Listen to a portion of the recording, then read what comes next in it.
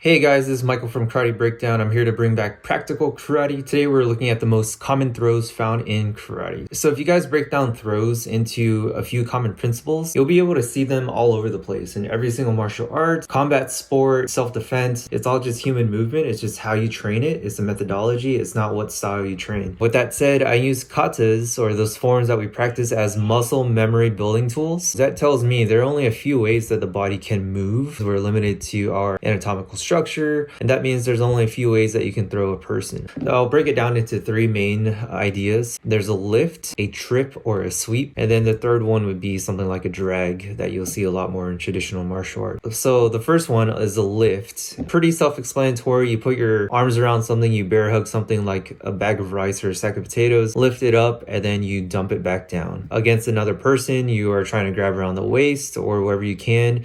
You can assist with your leg lifting too. If you imagine you have something heavy and you kind of shuck it up to your chest, you got to use your thigh to kind of bump it up a little higher so that your body gets lower on its center of gravity. You can lift it up higher above your head. The second one is a sweep or a trip. I combine those two together because it's really just what you're doing in relation to your opponent. So if you are trying to trip somebody, you are using your leg kind of like a hockey stick or a scythe or something and sweeping your opponent's base out. You could be trying to steer them in one direction and then sweep them out in the other direction.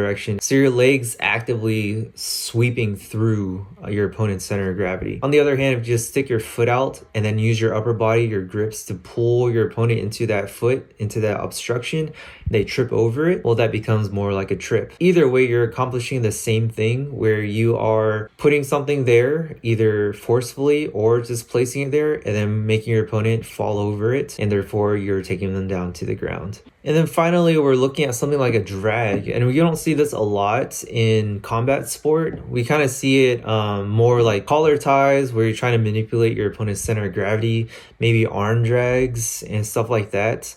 But you see it more in clinch fighting traditional martial arts, something like Aikido, especially in karate, where you have some pain compliance and you are anchoring yourself to your opponent and then moving yourself, and now they're stuck to you and you're dragging them down to the ground. Easy one would be like a hyperextension of the elbow. You're adding some pain to the arm and then you're moving your whole body and now you're dragging them down. For me, I always conceptualize it as like you're dragging them horizontally across or dragging them horizontally at a downward angle, like a slope or a ramp. Very rarely are you dragging somebody up onto their toes because you have a limit to where you can drag, right? A lot of times if you combine one of the three principles together, you can drag somebody onto their toes so that you can lift them up, kind of like a hip toss. You are pulling them onto the ball of their feet and then ducking yourself underneath their hip and then lifting them up. So you're combining concept 3 and concept 1. And what's cool about all this is that karate came from Okinawa. The indigenous art of Okinawa was a type of wrestling called shima. You see a lot of belt style wrestling all over the world in indigenous cultures, and Okinawa had that too. So the Okinawans had a base in grappling and wrestling and had all of these throws, and then they formalized it into the katas, or the forms that you know today. And this isn't exclusive to Okinawan karate. Gichin Funakoshi, the guy who spread Okinawan karate to Japan, who coined Shotokan, which is a very famous Japanese karate style, he actually documented 9 throws that he had. I'll show them here, but if you look at them, you look at demonstrations on them, you look at the photos of them in books, they're just a snapshot of what a wrestler might do as well. That kind of brings me to this final point that it's all just human movement. And I think the only thing that differentiates these styles is just preferences in terms of, do you want to come in with a grip? Do you want to come in with a strike? Do you want to have your strikes lead into throws? Do you want your throws lead into strikes?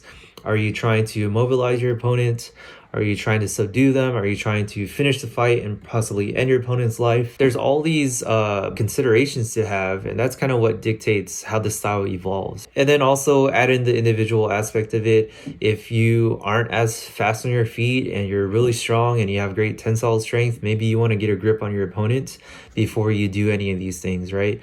Or you're a smaller individual, you like your footwork, your head work's great, you like to dash around and move and work on your agility, then you might want to strike and get your opponent to cover up and cover their head, and then you go in for a throw. All these things dictate how a style evolves and how your personal style evolves, but it doesn't take away the idea that it's all just human movement. Kata is there as a muscle memory building tool, and the only difference between all this is how you train. And you can go down a deep rabbit hole of these three concepts, and you can think about how judo sets up their throws. They might combine 1 and 2, 1 and 3, 2 and 3.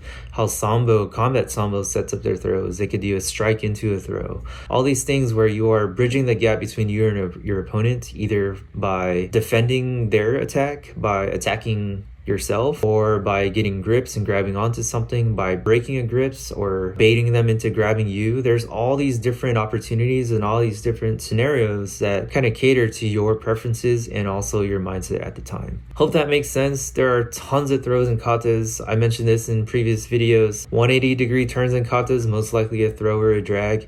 90-degree turns, most likely like a toss where you're trying to dip yourself underneath your opponent's center.